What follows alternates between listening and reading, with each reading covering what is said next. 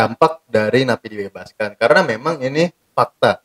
Dari beberapa napi yang dibebaskan memang nggak cukup banyak, Pak. Namun ada, walaupun jumlahnya kecil, tapi kan jumlah kecil ini tetap kriminal ya kriminal, tidak Ya, dihitung. kalau pemerintah sudah buat hitung-hitungan begitu berarti kan masuk balik kas negara. Harusnya jelas itu, gitu ya. Kecuali di lapangan nggak tahu bagaimana kriteria siapa yang dibebaskan sesuai dengan aturan ini atau enggak. Siapa yang mengawasi? Iya, saya tidak tahu video itu apakah memang di Indonesia gitu ya atau mungkin di tempat yang lain. Iya.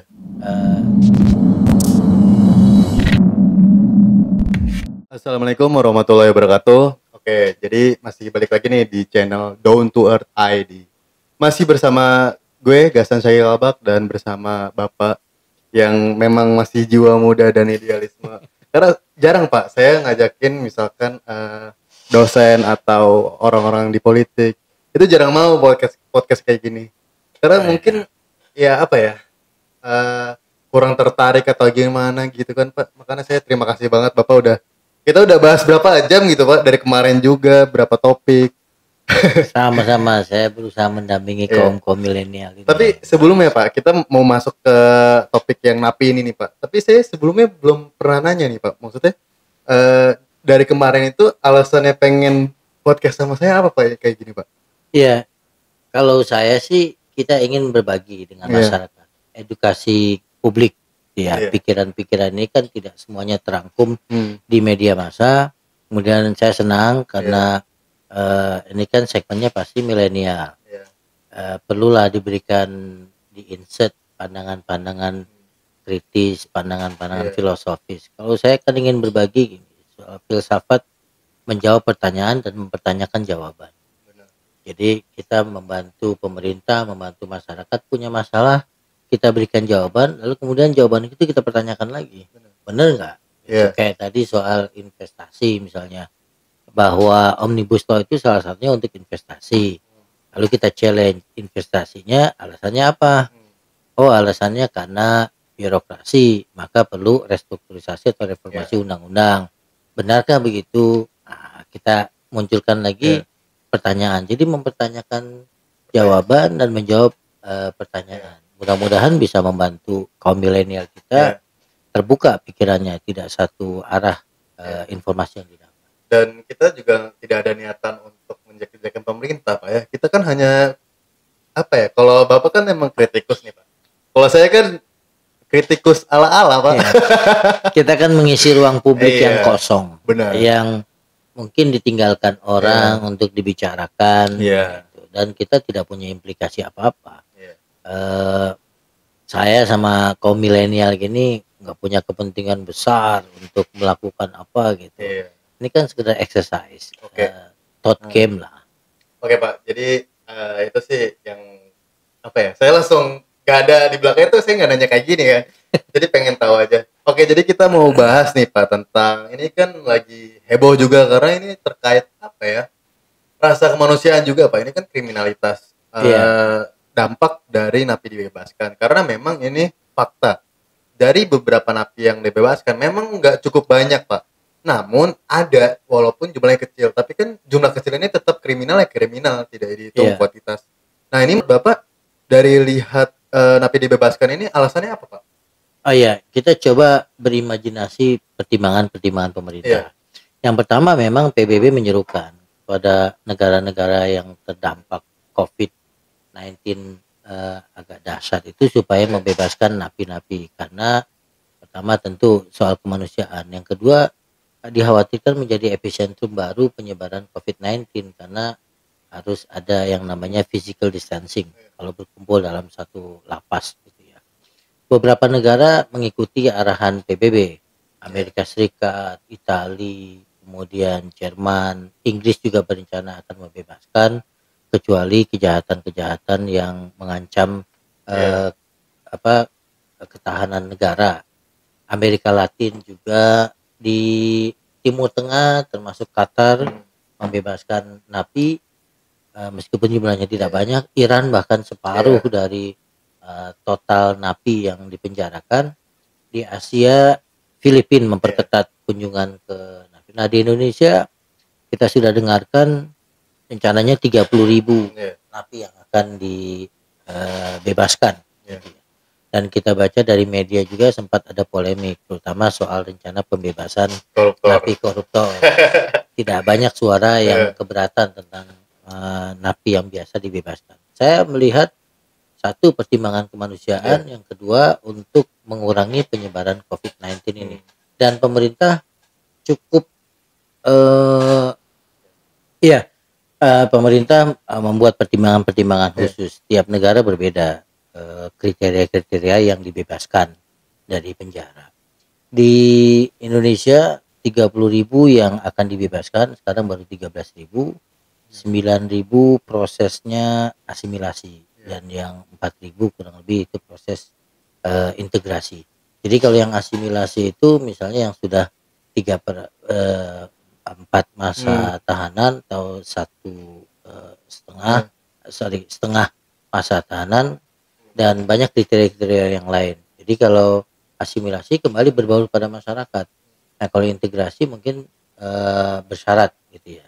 Ini jadi 30.000 orang itu yang dibebaskan itu sebetulnya masih dalam tanda petik sedikit dari 260.000 yang napi kita. Sementara kapasitasnya hanya 130.000. Kebayang crowdednya gitu ya. Dan hitung-hitungannya ternyata negara menghemat juga dari pembebasan napi kurang lebih 260 miliar. Hitungannya dari mana? 272 hari kan dari mulai 1 April sampai 31 Desember 2020. Ketemu angka 272 hari kali 32.000 per orang kali 30.000. Nah, itu ketemu angka 260 miliar. Tapi penghematan ini efektif gak Pak? Maksudnya akankah dimainkan juga? Atau memang kita nggak tahu gitu? Ya kalau pemerintah sudah buat hitung-hitungan begitu berarti kan masuk balik kas negara. Harusnya jelas itu gitu ya. Kecuali di lapangan nggak tahu bagaimana kriteria siapa yang dibebaskan sesuai dengan aturan ini atau enggak. Siapa yang mengawasi? Kita memang karena negara kita dikenal, kita sendiri yang mengenalnya sebagai mentalitas korupsi gitu. Peluang-peluang ini ada. Peluang dari 30.000 orang kriteria 2/3 masa tahanan atau yang sudah penyakitnya kronis, yang sudah berumur, kejahatannya ringan. Kriteria-kriteria itu kan tergantung kalapas, karena yang menandatangani itu kalapas atau karutan gitu. Jadi bisa saja itu yang terjadi. Kemudian yang kedua dampaknya kepada masyarakat.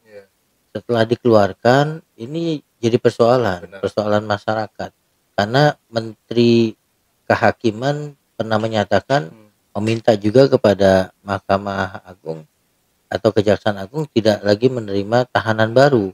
Nah mereka yang berulah kembali kemudian bagaimana prosesnya gitu.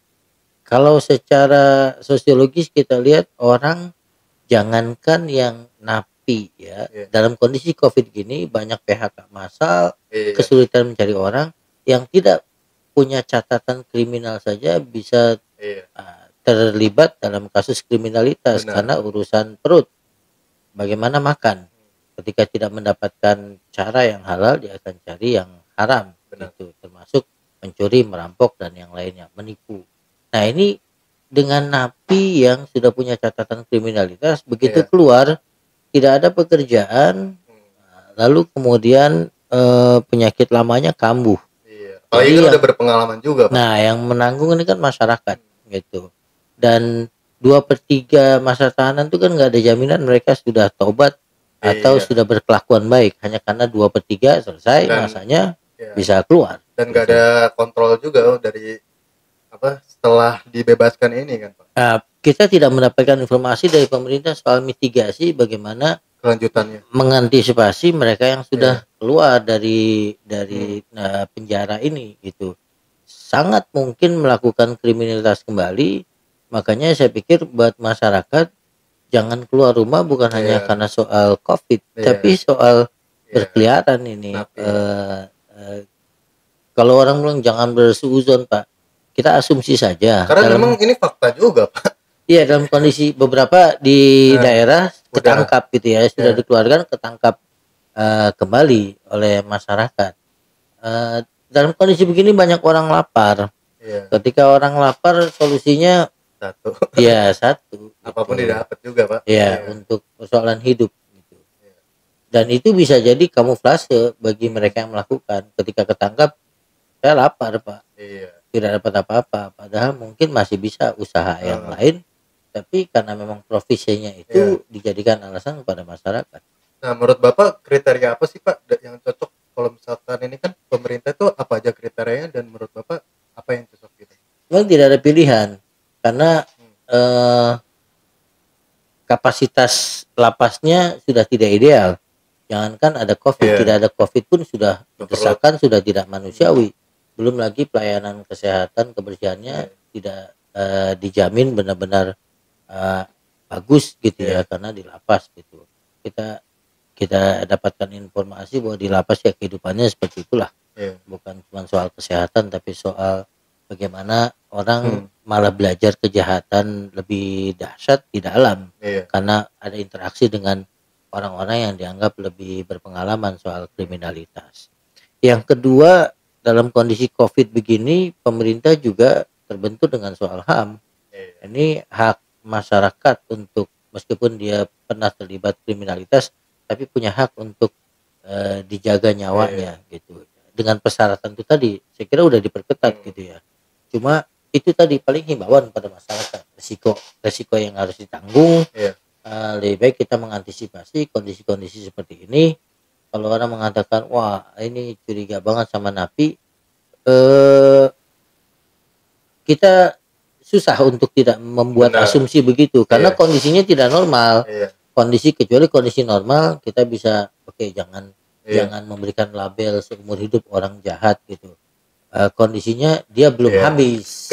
Kecuali gini Pak, ini kan PHK. Kecuali kayak dikasih kebutuhannya, terus dikasih makan juga, dikasih apapun yang dibutuhkan. Sekarang kan banyak gitu Pak, kelaparan orang-orang di luar sana karena ya itu balik lagi ke darurat sipil dan ke karantina wilayah ini kan yang tidak diterapkan itu Pak. Iya, proses keluarnya dari penjara aja kita lihat di video gitu ya. Seperti euforia, dibuka gerbang kayak orang keluar dari pertandingan sepak bola, keluar begitu dengan euforianya. Jadi saya tidak tahu proses administrasi pencatatannya bagaimana gitu ya. Apakah cukup dipanggil bahwa Anda selesai keluar begitu saja, ada yang tidak dijemput oleh keluarganya. Tapi ini menggambarkan bahwa memang kondisinya darurat segala macam, darurat kesehatan, darurat keamanan juga, keselamatan gitu. Ini kelompok mereka ini kan bisa dimanfaatkan oleh orang-orang tertentu, entah motif politik, entah motif yang lain untuk kembali melakukan tindakan kriminalitas. Nah, menurut Bapak Pak, ini kan sebenarnya udah kelihatan sekali Pak dampaknya, walaupun ya nggak ada 10 lah ya. Tapi saya lihat tuh ini Pak, saya baca informasinya.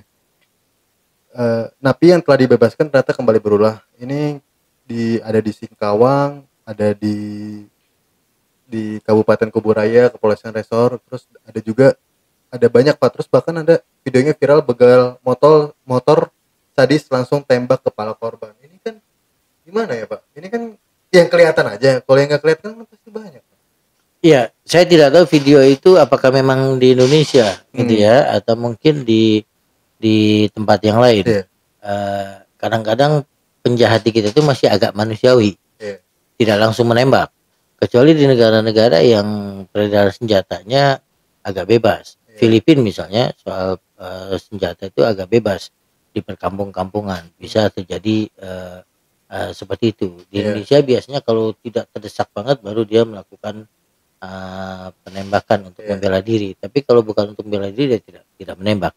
Tapi apapun ceritanya, kasus-kasus yang muncul di masyarakat ini memberikan alarm buat kita, buat aparat keamanan, buat pemerintah bahwa masyarakat bukan hanya punya hak supaya ekonominya terjamin, tapi punya hak keselamatan jiwanya, keselamatan nyawanya. Disitulah kemudian bertemu himbauan supaya kita tinggal di rumah, bukan hanya soal COVID-19 tapi juga soal kriminalitas bisa meningkat. Tapi jadi tertekan nggak sih Pak? masyarakat ini kan udah dikhawatirkan dengan COVID-19 kesehatan, lalu ada juga NAPI ini terkait dengan keselamatan dan keamanan. Jadi kan apa ya, mental kita jadi down gitu loh Pak. Ya, kalau bagi orang yang memang ekonominya tercukupi, dia cukup di rumah, dia lebih selamat. Tapi buat orang yang ekonomi lemah harus keluar, apapun ceritanya gitu ya. Ini memang harus berhati-hati karena orang yang lapar dan cenderung bertindak kriminalitas tuh nggak pandang bulu, dia nggak lihat tampang. Yang jelas kalau misalnya ada kesempatan dia akan lakukan gitu. Di beberapa tempat gitu ya, ibu-ibu yang bawa motor bukan orang-orang parlente, bukan orang-orang yang keren. Itu jadi korban kekerasan, korban kriminalitas. Tadi pagi saya juga baca berita itu perempuan lagi jogging, baca nggak Pak? Yang aduh itu videonya parah banget Pak. Jadi apa ya? Kalau menurut Bapak nih Pak, langkah yang tepat Pak untuk himbauan masyarakat apa sih Pak? Saya kira itu pertama secara individual gitu ya, memang stay at home untuk yang punya kemampuan. Yang kedua untuk orang yang harus keluar mencari nafkah memang harus alert, harus benar-benar hati-hati gitu ya. Yang ketiga menghindari menggunakan aksesoris berlebihan dan tentulah secara teknis misalnya bagaimana membawa tas sebagai dompet tidak kelihatan vulgar. Dan untuk kelompok masyarakat harus dibentuk kembali sistem keamanan yang melibatkan partisipasi masyarakat secara keseluruhan. Kan kecenderungannya sekarang kalau perumahan-perumahan itu diserahkan kepada satpam gitu. Sudah saatnya juga kita membentuk silaturahmi dengan tetangga dengan yang lain gitu. Informasi ini diperkuat. Beberapa perumahan memang agak ketat karena soal penyebaran COVID, tapi itu juga efektif untuk mencegah kriminalitas menyebar ataupun masuk ke wilayah mereka. Oke deh Pak, thank you banget Pak buat sharingnya. Ada masukan nggak Pak ke pemerintah terkait napi dibebaskan ini? Iya, kalau soal pertimbangan dilepaskannya sudah kita dengarkan itu ya, karena memang dilemanya dikumpulkan akan memberikan peluang ada epicentrum baru penyebaran COVID-19. Yang kedua, pemerintah mestinya membuat semacam mitigasi gitu ya, langkah kalau kemudian entah database atau apa gitu, tidak semuanya benar-benar asimilasi dilepas, tapi yang integrasi itu sebenarnya lebih banyak karena ada terpantau untuk melakukan kontrol dan bersyarat. Kalau tanpa syarat meskipun sudah 2/3 masa tahanan, kan biasanya kalau sudah berkelakuan baik, ini bukan kriterianya bukan berkelakuan baik, sudah 2/3. Kalau berkelakuan baik paling tidak ada tanggung jawab moral, sudah ada indikasi dia baik, mulai baik gitu. Tapi kalau 2/3 hanya karena masa tahanannya sudah dilampaui, tidak ada indikator kuat ada perubahan sikap gitu. Dan itu yang membuat asumsi masyarakat, benar nggak ini sudah berubah, sudah tobat. Jangan-jangan di lembaga pemasyarakatan itu hanya sekedar menerima hukuman. Keluar dari itu bisa dendam, bisa kembali lagi melakukan tindakan. Yang ketiga, atmosfernya mendukung. Cari kerjaan susah, dan yang kedua skill ada, mental ada, pengalaman ada. Kita sih hanya berharap semoga mereka benar-benar taubat dan kembali ke masyarakat. Tapi rasa-rasanya dengan indikator tadi itu, saya hanya menyerukan masyarakat agar benar-benar waspada, dan pemerintah terutama aparat keamanan juga membantu agar masyarakat dijaga keselamatannya. Oke deh Pak, thank you banget ya Pak ya buat sharingnya. Sampai mudah-mudahan bermanfaat. Insya Allah pasti deh. Semoga Bapak tambah sehat terus Pak, dan dijaga lah keselamatan dan kesehatannya sama keluarga. Dan untuk teman-teman, kita menghimbau untuk stay at home dan apa ya, selalu lah untuk mengikuti update dari informasi-informasi dari pemerintah, terus salah satunya dari Don't Worry ID ini, karena kita menghadirkan yang nggak bakal ada di media. Nggak itu canda sih. Ya, informasi alternatif saja. Alternatif itu bahasa halus. Memang Bapak ini. Tapi ini sih Pak, stay-at-home ini kan bener sih bisa merubah semuanya Pak ya. Iya. Jadi kita lebih aware juga dengan kesadaran kesehatan dan keselamatan, dan kita ini mau Ramadan, saatnya kita ibadah. Kita juga saran buat teman-teman tingkatkanlah terus Ramadan, walaupun ada salah satu relawan juga dari pihak kubu itu yang bilang fatwa MUI disuruh buat kalau puasa tidak ada. Tapi kita nggak bahas masalah itu sih, karena kan itu kan personal ya Pak ya. Iya. Kita bahas yang lebih general aja. Jadi jangan lupa untuk subscribe, like, komen, dan share video.